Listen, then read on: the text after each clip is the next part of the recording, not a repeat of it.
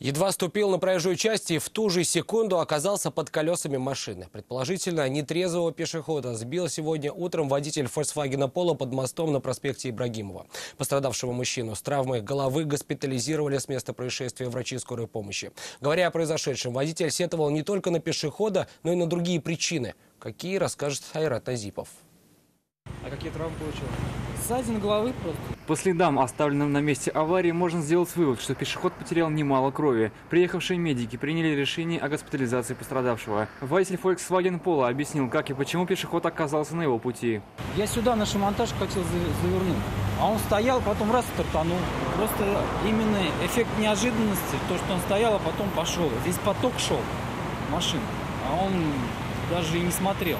Выбежал, предположительно, в пьяном состоянии. Сказал, что с дня рождения идет от сестры. И проспался, пошел. Немаловажную роль в этой аварии, по мнению водителя, сыграло не только действие пешехода. Считает, что это скорее последствия того, что в этом месте отсутствует дорожное ограждение. Интересно, да? Там вот забор есть, где люди не ходят, а здесь вот именно то место, где они ходят и протоптали даже, нету забора. Вот оттуда вот снимай, сюда ставь. Здесь вот смотрите, здесь кусты, люди не пойдут, правильно?